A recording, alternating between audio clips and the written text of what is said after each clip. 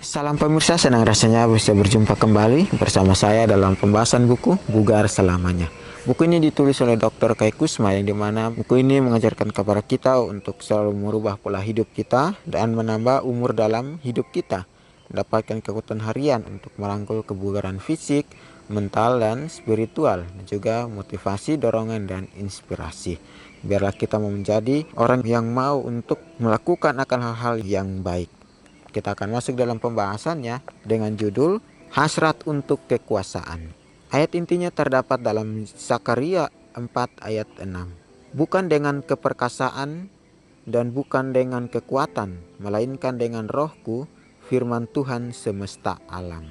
Dari Gedung Putih ke perusahaan Amerika, hingga siapa yang akan menjadi orang yang pertama-tama menuruni tempat meluncur taman bermain, suatu sifat yang umum dan hampir dipuja oleh umat manusia adalah kekuasaan. Kuasa untuk memanipulasi, kuasa untuk mengontrol, kuasa untuk mewujudkan sesuatu, kuasa untuk mendapatkan apa yang saya inginkan, kuasa untuk membuat Anda melakukan apa yang saya inginkan. Kita semua menari mengikuti musiknya, meski hanya sebentar. Tapi masa sekarang ini, dorongan untuk mendapatkan kekuasaan sudah semakin mendesak. Ada istilah kekuasaan, permainan kekuasaan, jubah kekuasaan.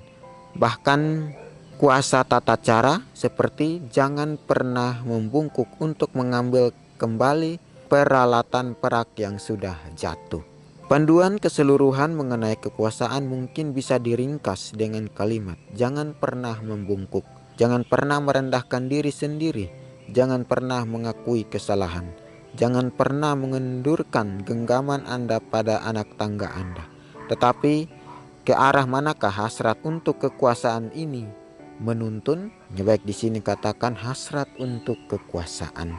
Ya, bukan dengan keperkasaan dan bukan dengan kekuatan, melainkan dengan roh, firman Tuhan semesta alam. Di sini katakan kembali, mungkin ada cerita mengenai ada orang yang mempunyai satu talenta, yaitu talenta menari. Menari di salah satu acara. Di sini juga dikatakan bahwa di saat kita membaca akan firman ini atau mendengar akan firman ini, kita kembali diingatkan oleh Tuhan untuk memiliki satu fondasi yang kuat lagi. Di sini katakan bahwa bukan dengan keperkasaan dan bukan dengan kekuatan, melainkan dengan rohku. Kalau kita baca di keseluruhan kitab Zakaria, penglihatan mengenai kandil emas itu dan juga dua pohon jahitan itu, di sini diringkaskan kepada kita bagaimana kita mempunyai satu tujuan yang benar, satu tujuan yang pasti di saat kita menerima akan hikmat dari Tuhan. Di sini dikatakan kepada kita bahwa dari Gedung Putih ke perusahaan Amerika, hingga siapa yang akan menjadi orang yang pertama-tama menuruni tempat meluncur taman bermain, suatu sifat yang umum dan hampir dipuja oleh umat manusia adalah kekuasaan. Kalau kita lihat di dalam dunia akhir zaman ini, banyak yang mencari kekuasaan, banyak yang mencari nama. Tapi di sini Tuhan mengajarkan kembali kepada kita yang berbeda. Kalau kita lihat di zaman dulu, Yesus sudah membungkukkan dirinya untuk mencuci kaki murid-muridnya. Tuhan merendahkan dirinya untuk melakukan yang benar, hingga dia mati di kayu salib. Dengan kuasa Bapanya, dia telah bangkit dan menang. Sebagai manusia, kita mencari kekuasaan di dunia ini untuk menyatakan siapa kita, untuk menyatakan kita ini hebat. Tapi bagaimana kita mau kekuasaan yang kita miliki ini, kita meminta Tuhan, meminta tuntunan dari Tuhan untuk kita melakukan sesuai dengan kehendak Tuhan.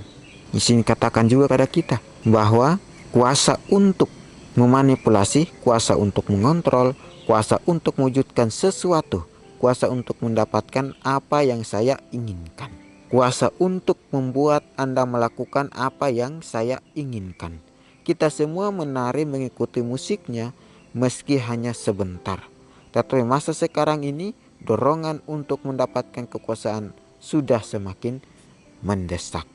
Di sini katakan bahwa ada kuasa untuk mengontrol, memanipulasi, untuk mewujudkan sesuatu, mendapatkan apa yang saya inginkan. Kalau kita lihat secara alkitabiah bahwa kekuasaan yang Yesus miliki pada saat itu, dia tidak pernah pakai untuk kepentingan dirinya. Dia tidak menginginkan apa yang dia ingin, tapi dia melakukan apa yang dikehendaki. Sangat luar biasa pelajaran kita saat ini. Tuhan begitu luar biasa. Dia dapat membungkuk untuk mencuci kaki murid-muridnya. Kalau kita lihat bahwa dia adalah raja, dia adalah Tuhan, tapi kenapa dia mau membungkuk untuk membasuh atau mencuci kaki murid-muridnya? Pelajaran yang Tuhan berikan kepada kita berbeda dengan pelajaran dunia. Pelajaran dunia, jangan pernah membungkuk untuk mengambil kembali perak yang sudah jatuh. Tapi apa? Mereka terus berdiri untuk mewujudkan sesuatu yang baru lagi. Tetapi Tuhan tidak. Mungkin perak yang jatuh itu yang Tuhan dapat membungkuk untuk mengambil kembali. Yang artinya Tuhan dapat memulihkan kembali kita dari apa yang sudah terjadi. Sangat luar biasa pelajaran ini. Memberikan kepada kita contoh yang luar biasa. Memberikan kepada kita contoh yang baik. Kita di dunia ini, mungkin kita membawa dengan kesombongan kita. Kita tidak merendahkan diri kita, merendahkan hati kita. Kita tidak merendahkan hati kita untuk melakukan yang terbaik. Tapi Tuhan merendahkan hatinya untuk melakukan sesuatu yang baik. Itulah tujuan Kristus datang ke dunia ini. Di sini katakan juga bahwa suatu sore saat berkuliah di Universitas Andrews di Barron Springs, Michigan, saya mengendarai sepeda saya ke lahan pertanian yang luas dari milik seorang juara tinju Muhammad Ali di tepi sungai St. Joseph. Pintu masuk ke pertanian itu terhalang oleh gerbang yang retak dan berkarat. Rumput liar tinggi tumbuh di sepanjang jalan ke tempat bunga-bunga indah dulu berada. Ada retakan di aspal dan sampah berserakan di jalan masuk. Bangunan rumah yang pudar dan terkelupas di tempat di mana orang yang dulunya hebat sedang menghabiskan waktu. Pada tahun 1988, penulis olahraga Gary Smith mewawancarai Ali di pertaniannya. Ali mengantar Smith keluar ke gudang. Di lantai, bersandar pada dinding tempat terdapat kenangan-kenangan Ali di masa jayanya. Foto dan potret sang juara, meninju dan menari, tubuh yang terpahat, kepalan tinju yang meninju ke udara, sabuk kejuaraan terangkat tinggi dalam kemenangan. Tetapi di gambar itu ada garis-garis putih, kotoran burung. Ali memandang ke langit-langit ke arah merpati yang menjadikan ruang olahraganya sebagai rumah mereka. Dan kemudian dia melakukan sesuatu yang signifikan. Mungkin itu adalah tanda penutupan. Mungkin putus asa. Apapun alasannya, dia berjalan ke deretan gambar dan mengarahkannya satu demi satu ke arah dinding. Dia kemudian berjalan keluar pintu bergumam, "Saya memiliki dunia. Saya dan itu bukan apa-apa. Lihat sekarang." Di sini menjelaskan kepada kita bahwa pada suatu sore saat berkuliah di Universitas Andrews di Barron Springs, Michigan, ada seorang mengendarai sepeda untuk ke lahan pertanian yang luas yang dimiliki oleh sang juara tinju Muhammad Ali di tepi sungai St. Joseph. Pintu masuk ke pertanian terhalang oleh gerbang yang retak dan berkarat. Jadi sini Tuhan mengajarkan kepada kita bahwa apapun yang kita lakukan di dunia ini, kita tidak bisa melihat ke depannya. Kita mencari kekuasaan di dunia ini, tapi kita tidak melihat ke depannya. Kita boleh melakukan sesuatu yang baik, sesuatu yang menurut kita indah, tapi kita meminta hikmat dari Tuhan. Di sini penjelasannya sangat luar biasa. Di sini dikatakan kepada kita, pada tahun 1988, penulis olahraga Gary Smith mewawancarai Ali di pertaniannya. Di sini katakan bahwa di lantai bersandar pada dinding terdapat kenangan-kenangan Ali di masa jayanya. Foto dan potret sang juara meninju dan menari, tubuh yang terpahat, kepalan tinju yang meninju ke udara. Ali memandang ke langit-langit, ke arah merpati yang menjadikan ruang olahraganya sebagai rumah mereka. Dan kemudian dia melakukan sesuatu yang signifikan. Ketika dia membawa orang itu ke gudang dan melihat tempat ruang olahraganya itu dipenuhi dengan burung merpati. Dia melihat ke arah burung merpati. Dan ini mungkin menjadi rumah mereka. Dan ini juga sebagai tanda penutupan. Mungkin putus asa. Ya apapun alasannya, dia berjalan ke daerah gambar dan mengarahkannya satu demi satu ke arah dinding. Kita boleh mengejar sesuatu di dunia ini, tapi kita harus ingat bahwa apa yang kita kejar, apa yang kita ingin untuk kita dapatkan, biarlah kita meminta Tuhan untuk menjadikan kita sebagai orang yang baik. Biarlah kita menjadikan Tuhan yang memegang kendali akan semuanya ini. Kalau kita memakai hikmat kita sendiri, kita akan menyombongkan diri kita. Kita akan menyombongkan akan kedagingan kita. Tapi bila mana kita mau lepas dari semua itu, kita membiarlah Tuhan yang memegang kendali atas kehidupan kita. Di sini juga dikatakan, "Walihat sekarang pada kehidupan Anda. Apa yang Anda lihat? Apakah Anda menjalani kehidupan yang haus kekuasaan atau kehidupan seperti Kristus?" Kristus membungkuk untuk mencuci kaki murid-muridnya, dan oleh kuasanya ia telah dibangkitkan dari antara orang mati. Di sini lihatlah sekarang pada kehidupan kita. Apa yang kita lihat? Apakah kita menjalani kehidupan yang haus kekuasaan? Apakah kita mau menjalani kehidupan kita yang mau terus mencari nama? Tapi ingat kehidupan Kristus.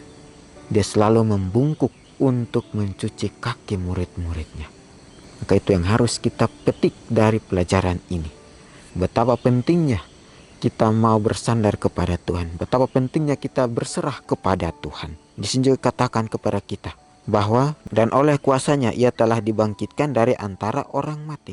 Itu sesuatu yang perlu kita pikirkan. Ini yang perlu kita pikirkan di dalam kehidupan kita setiap harinya. Tidak perlu lagi kita mencari akan kekuasaan yang mencari nama kita. Tapi bagaimana kita mempunyai satu misi, punya satu tujuan yang sama seperti Kristus. Yaitu kita dapat mengambil kembali perak yang sudah jatuh itu untuk kita melakukan sesuatu yang baik. Di sini katakan juga bahwa gantinya hasrat untuk berkuasa, muliakanlah Bapa surgawi Anda. Dengan kuasanya Anda dapat berhasil menyelesaikan tujuan yang Tuhan berikan kepada Anda. Ketika ganti hasrat untuk berkuasa, maka muliakanlah Tuhan Bapa surgawi kita. Itu yang perlu kita pelajari saat ini. Untuk kita selalu memuliakan Tuhan, memuliakan akan Bapa kita. Untuk kita terus menjadi orang yang baik. Jadi sini dikatakan, dengan kuasanya Anda dapat berhasil menyelesaikan tujuan yang Tuhan berikan kepada Anda. Kita memiliki banyak tujuan. Tapi bila kita berdoa kepada Tuhan, sehingga tujuan yang kita ambil itu sesuai dengan kehendak Tuhan. Mari kita belajar bersama-sama untuk mengambil satu pilihan yang tepat untuk menyelesaikan tujuan kita bersama dengan Tuhan. Tujuan yang mulia, Tuhan akan membantu kita. Bukan dengan kekuasaan yang kita cari. Biar pelajaran ini kembali mengingatkan kepada kita untuk terus menyerahkan kehidupan kita kepada Tuhan. Karena Tuhan yang dapat melihat masa depan kita. Kita hanya melihat masa depan yang sekarang. Kita tidak bisa melihat masa depan yang baik. Tapi Tuhan melihat masa depan yang baik. Untuk itu biar kita selalu menyerahkan kehidupan kita, berdoa, meminta tuntunan dari Tuhan. Kita akan berjumpa lagi di kesempatan berikutnya dan Tuhan memberkati.